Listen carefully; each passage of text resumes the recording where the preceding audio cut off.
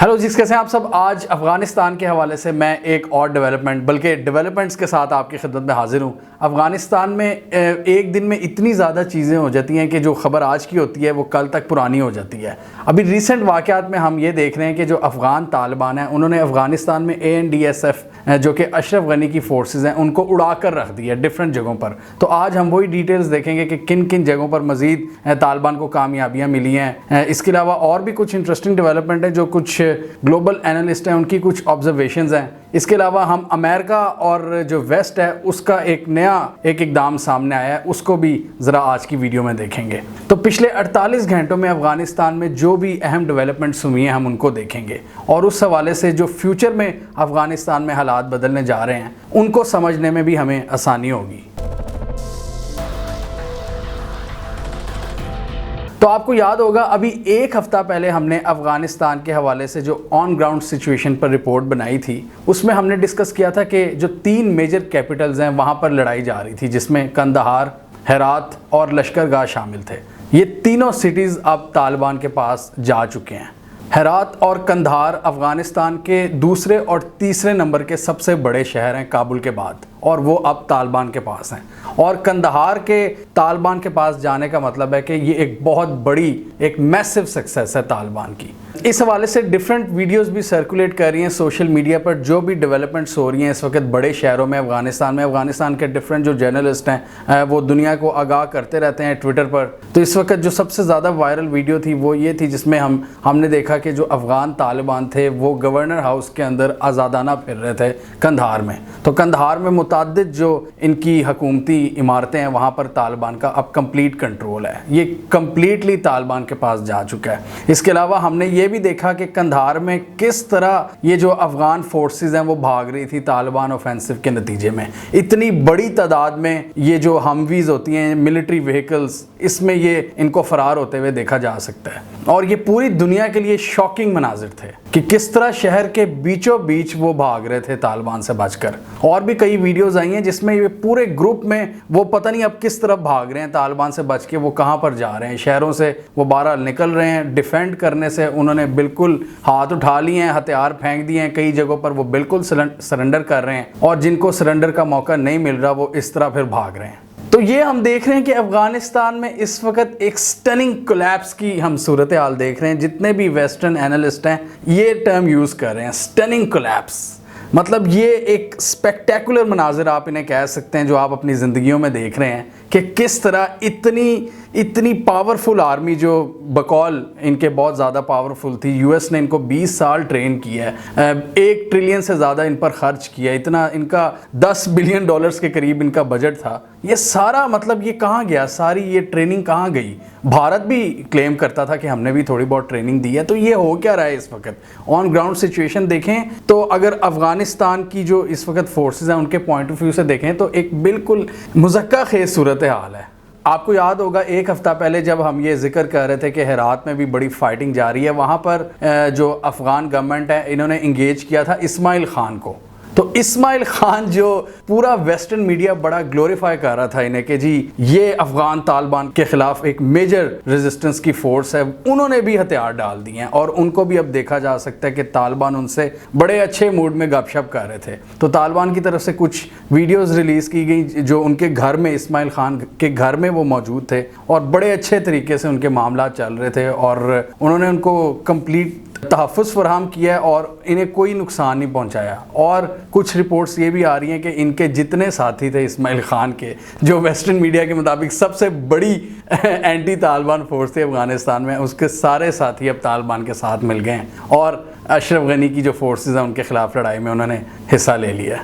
इस्माइल खान को तालिबान का सबसे बड़ा हेटर समझा जाता था और आज वो उनके साथ बैठा है।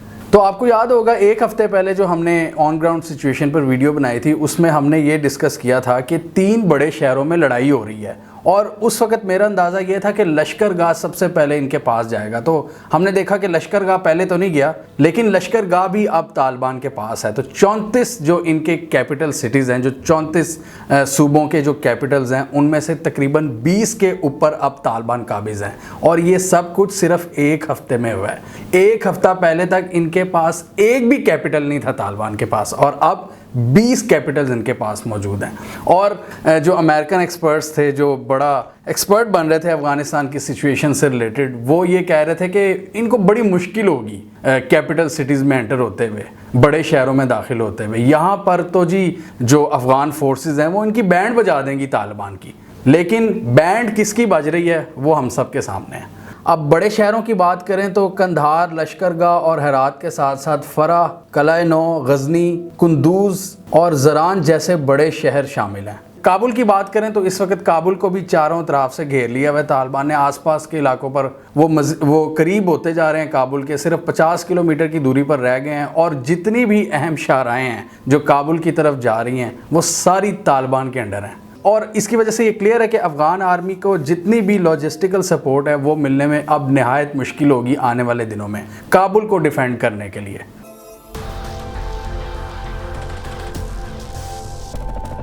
इस वक्त अफ़गानिस्तान में अशरफ गनी और उसके जो हवारी हैं काबुल में बैठे हुए, उनके लिए एक क़यामत का समा है। कुछ लोग काबुल की तरफ भाग रहे हैं, कुछ ताजिकिस्तान की तरफ भाग रहे हैं, कुछ पाकिस्तान की तरफ भी ऑब्वियसली आएंगे। अभी ताज़ा रिपोर्ट्स के मुताबिक जो इनका अमरुल्ला साले था जो पाकिस्तान के ख़िलाफ़ बड़ी एब्यूसिव लैंग्वेज इस्तेमाल करता था, वो उसके बारे में ये रिपोर्ट्स आई हैं कि वो अब ताजिकिस्तान में है, इस वक्त भाग चुका है। मतलब हमदुल्ला मोहिब जो पाकिस्तान को गालियाँ देता था उसको ओहदे से हटा दिया गया है।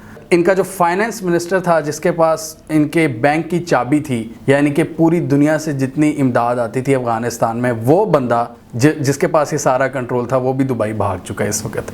तो आपको याद होगा सबसे पहले हमने अपनी एक वीडियो में कहा था आज से 3-4 माह पहले कि ये जो इनका पपेट रिजीम है, जैसे ही फॉरेन सपोर्ट निकलेगी यहाँ से तो इस पूरे सिस्टम की भी हवा निकल जाएगी। और बिल्कुल एग्जैक्टली यही हो रहा है। अशरफ गनी की बात करें तो इस वक्त वो अपनी एक फ़ाइनल एफर्ट कर रहा है कि जो मज़ार शरीफ और जो काबुल के कुछ ये 2-3 जो शहर हैं इनको डिफेंड करे। और मज़ार शरीफ में इस वक्त वो डिफरेंट वॉर लॉर्ड्स के साथ मिल रहा है ताकि किसी तरह से इस शहर का दिफा किया जा सके। जनरल रशीद दोस्तम ये इसके साथ है और रशीद दोस्तम की हिस्ट्री है, ये तालिबान का पुराना दुश्मन है और ये नॉर्दर्न अलायंस का एक बहुत इंपॉर्टेंट कमांडर है। 9/11 के बाद जब अमरीकी फोर्सेस आई थी, जो उनका पहला ऑपरेशन था यहाँ पर, इन्होंने मज़ार शरीफ के पास तालिबान की जो हुकूमत थी उसको गिराया था नॉर्दर्न अफगानिस्तान वाली साइड पे। 3 दिन पहले हमने ये भी देखा था कि रशीद दोस्तम का जो महल था उस पर भी तालिबान पहुंच चुके हैं और उसकी जो वर्दी थी वो भी एक तालिबान का जो कमांडर था उसने पहनी हुई थी। मज़ार शरीफ की भी नो डाउट एक बहुत इंपॉर्टेंस है अफ़गानिस्तान में, ये उज़्बेकिस्तान के साथ लगता है। आपको याद होगा हमने इस वीडियो में बताया था कि जो एक ट्रेड कॉरिडोर बनाने की कोशिशें हो रही हैं पाकिस्तान, अफ़गानिस्तान और सेंट्रल एशिया के दरमियान, तो उसमें मज़ार शरीफ भी वो शहर होगा जहाँ से वो रेलवे प्रोजेक्ट गुजरेगा।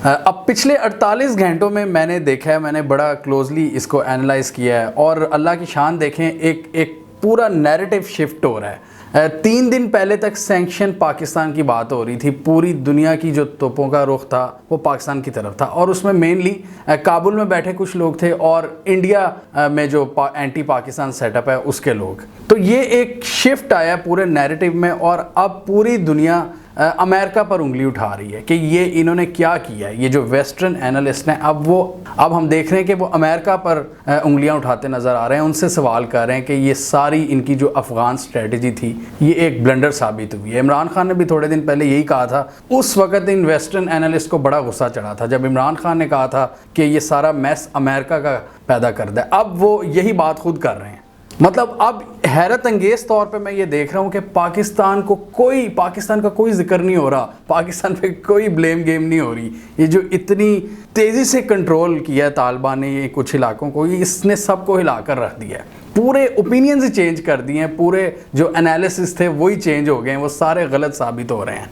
लेकिन ये ना आप समझिएगा कि इंडियंस को भी कोई अकल आ गई है और वो भी पाकिस्तान पे इल्ज़ाम नहीं लगा रहे। वो हस्बे आदत उनका जो तोपों का रुख है वो पाकिस्तान की तरफ है। मैं ये वेस्टर्न एनालिस्ट की बात कर रहा हूँ कि इस वक्त आप ग्लोबल नैरेटिव की बात करें तो उसमें एंटी पाकिस्तान जो सेंटिमेंट है वो बहुत कम है। 3 दिन पहले हम ये देख रहे थे कि इंडिया ने बड़ी कोशिश की कि ये जो सारा नैरेटिव है पाकिस्तान के अगेंस्ट यूज़ हो, कि पाकिस्तान सब कुछ करवा रहा है। लेकिन अभी ये जो डेवलपमेंट्स हुई हैं पिछले 48 घंटों में, वेस्टर्न एनालिस्ट हिलकर रह गए हैं और पाकिस्तान का दूर दूर तक कोई नाम नहीं। अब वो ये सवाल कर रहे हैं, अब आर्टिकल्स लगना शुरू हो गए हैं कि ये जो इतने आपने ट्रिलियंस ऑफ डॉलर स्पेंड किए थे अफ़गानिस्तान में, वो कहाँ गए?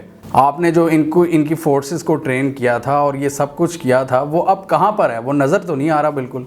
बाइडन साहब की भी ये असेसमेंट थी कि ये बड़े कैपिटल्स पर इतनी आसानी से नहीं आएंगे तालिबान। ये बिल्कुल अब गलत साबित हो रहे हैं। इसलिए अब कई लोग बाइडन पर भी बड़ी हैवी तरीके से उस पर क्रिटिसाइज़ कर रहे हैं और वो इस बात की तरफ भी इशारा कर रहे हैं कि तालिबान का अगर मुवाजना किया जाए अफ़गान फोर्सेस के साथ तो बिल्कुल ऑन पेपर्स कोई मुकाबला बनता ही नहीं है, क्योंकि अफ़गान फोर्सेस की जो तादाद है वो भी तालिबान से ज़्यादा है। उनके पास जो पूरा इक्विपमेंट है, मिलिट्री इक्विपमेंट, वो भी बेहतर है तालिबान से, बल्कि बहुत बेहतर है। अमेरिकन का दिया हुआ मिलिट्री इक्विपमेंट है, उनके पास एयर सुपीरियॉरिटी भी है, मतलब एयर फोर्स भी थी उनके पास हेलीकॉप्टर्स थे, उनकी मिलिट्री व्हीकल्स भी ज़्यादा थी, लेकिन फिर भी तालिबान ने इतनी आसानी से उनको कैसे शिकस्त दे दी। और तालिबान की बात करें, उनके पास पुराना असलहा होंडा 70s 125 पे वो फिरते नज़र आते हैं। और अब वेस्टर्न एनालिस्ट को सबसे ज़्यादा दुख इसी बात का हो रहा है कि एक बहुत बड़ी मिकदार में जो अमेरिका का मिलिट्री इक्विपमेंट है वो तालिबान के हाथ लग रहा है अफ़गान फोर्सेस की इनकम्पिटेंस की वजह से। अमेरिकन मेड 2 Mi-35 हेलीकॉप्टर्स जो अफ़गान एयरफोर्स को दिए थे अमेरिका ने और इंडिया ने, वो भी तालिबान के हाथ लगे हैं और उस हवाले से भी जो पिक्चर्स थी वो काफ़ी सर्कुलेट हो रही थी सोशल मीडिया पर। अमेरिकन मिलिट्री एक्सपर्ट हैं बिल रोगियो, उन्होंने ये बताया कि अफ़गान आर्मी के इस स्टनिंग क्लैप्स की वजह यह है कि अफ़गान आर्मी करप्शन और मिसमैनेजमेंट में एक लुथड़ी हुई फोर्स थी। साथ ही उन्होंने ये भी मेंशन किया है कि जो अफ़गान आर्मी है उनके पास लड़ने के लिए कोई भी मोटिवेशन नहीं है। तालिबान के हवाले से उन्होंने ये कहा है कि उनके पास मोटिवेशन भी है, उनके पास बेशक पुराना असला है, लेकिन उनकी जो फाइटिंग कैपेबिलिटीज़ हैं वो अफ़गान आर्मी से कई गुना बेहतर हैं। ये एक अमेरिकन मिलिट्री एक्सपर्ट कह रहा है। तो जहां अमेरिका पर सवाल उठ रहे हैं कि उनका दिया हुआ असला अब तालिबान के हाथ लग रहा है और इन्होंने जिस तरह ये मैस क्रिएट किया है, वहीं पर जो अफ़गान ऑफिशियल्स हैं उनकी जो करप्शन है उस पर भी अब बातचीत शुरू हो गई है कि किस तरह अफ़गान ऑफिशियल्स और अफ़गान आर्मी के मेंबर्स ने बिलियंस ऑफ डॉलर्स उड़ाए हैं अमेरिकन के अपनी अयाशियों पर, और उन्होंने जो अपनी कैपेबिलिटीज़ थी, जो अपनी जो स्किल्स थी, उनमें कोई बेहतरी नहीं की। अफ़गान अवाम के लिए उन्होंने कुछ नहीं सोचा, सिर्फ अपने बैंक बैलेंस भरे हैं। ये एक ट्वीट देखें अमेरिकन एनालिस्ट की, उन्होंने कहा कि Taliban not only seized approximately 100 US Humvees and Max Pro MRAPs at Kunduz airport but also several US Scan Eagle drones, यानी कुछ ड्रोन्स भी हैं अमेरिका के जो इनके हाथ लगे हैं तालिबान के। साथ ही वो ये कहते हैं कि billions of US tax payer money going to Islamist extremist thanks to the Biden administration hasty withdrawal without a peace deal और अ फॉलो अप मिशन।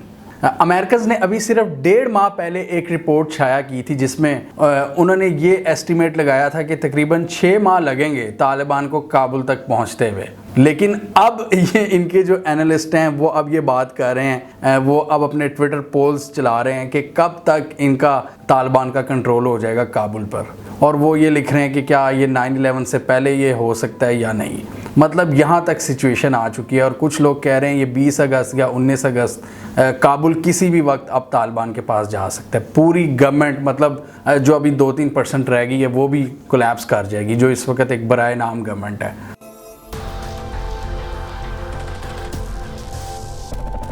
इस सारी सूरत हाल में अमेरिका ने एक और शॉकिंग कदम उठाया है। इनका जितना भी एम्बेसी स्टाफ था उसको इवैक्यूएट करने का प्लान बनाया है और इस मकसद के लिए उन्होंने तकरीबन 3000 फौजी भेज दिए हैं अफ़गानिस्तान में।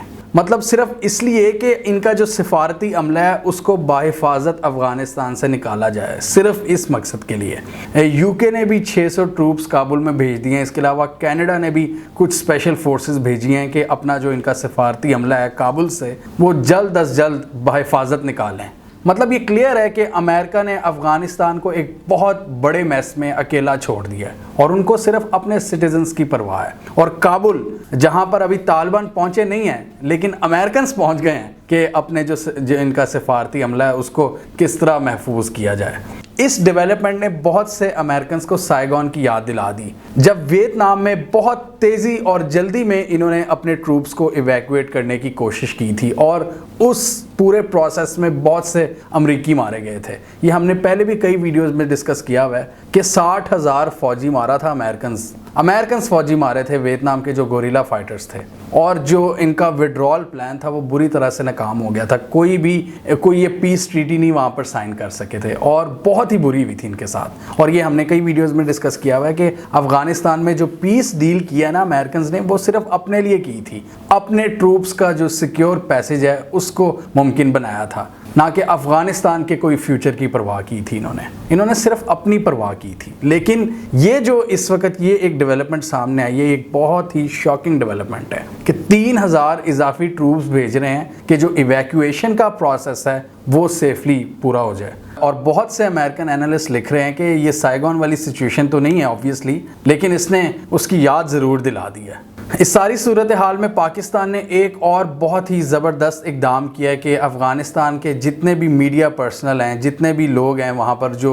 प्रेस के लिए काम कर रहे हैं, जो मीडिया में काम कर रहे हैं, उनके लिए दरवाजे खोल दिए हैं कि जो इस वक्त डिफ़िकल्ट सिचुएशन है अफ़गानिस्तान में वो उनको मुतासिर ना करे और वो इस्लामाबाद, पेशावर या कोयटा में बैठ कर रिपोर्टिंग कर लें अफ़गानिस्तान के हवाले से। तो पाकिस्तान ने हमेशा अफ़गान ब्रदर्स को सपोर्ट किया। हमने पहले भी 3 मिलियन अफ़गान रेफ्यूजीज़ को पनाह दी थी। इस वक्त भी तकरीबन 1.5 मिलियन के करीब अफ़गानीज़ पाकिस्तान में मौजूद हैं। पाकिस्तान के दिल खुले हैं और मुश्किल वक्त में पाकिस्तान मज़ीद जो अफ़गान लोग हैं उनकी मदद करेगा। और पाकिस्तानियों से मैं एक बार फिर यही कहूँगा कि ये जो ट्रेंड्स वगैरह चलाए जाते हैं, ये टोटल ये जो पाकिस्तान की गवर्नमेंट ने जो ये सारी इस हवाले से स्टैट्स निकाले हैं, टोटल ये 1700 लोग थे वो इंडिया और काबुल में बैठे हुए थे। तो उनकी परवाह ना कीजिए, वो काबुल एलीट के कुछ चमचे हैं, वो पपेट गवर्नमेंट का हिस्सा हैं। तो वो अगर पाकिस्तान के ख़िलाफ़ कोई बात करते हैं, इसका ये मतलब नहीं है कि हम पूरे अफ़गानियों को हम बुरा भला कहें। पाकिस्तान और अफ़गानिस्तान के दरमियान एक बहुत ही मजबूत रिश्ता है। पाकिस्तान और अफ़गानिस्तान भाई भाई हैं, पश्तून ब्रदरहुड, इसको कोई नहीं अलग कर सकता। इस सारी सूरत हाल में पाकिस्तानी जो गवर्नमेंट है वो भी एंटी पाकिस्तान जो नैरेटिव इस वक्त फैलाया जा रहा है इंडिया और काबुल की तरफ से, उसको भी काउंटर करने की कोशिश कर रही है। अभी मोहिद यूसुफ ने रिसेंटली BBC को एक इंटरव्यू दी है जिसमें उन्होंने एक बड़ा ज़बरदस्त पॉइंट रेज़ किया है। उन्होंने कहा कि अगर आप तालिबान की फतूहात को देखें या तालिबान की फोर्टिफिकेशंस को देखें तो वो इलाके बनते हैं जो पाकिस्तान से दूर हैं। अफ़गानिस्तान के नॉर्दर्न साइड पर, वेस्टर्न साइड पर और सदर्न साइड पर तालिबान ने कामयाबियां हासिल की हैं। और अभी तक जो ईस्टर्न साइड है अफ़गानिस्तान की, जो पाकिस्तान से जो बॉर्डर लगता है, वहाँ पर अभी भी तालिबान स्ट्रांग नहीं है। मोहिद यूसुफ ने बड़ी ये लॉजिकल बात की कि इल्ज़ाम लगाने से पहले आपको ग्राउंड रियलिटीज़ देख लेनी चाहिए।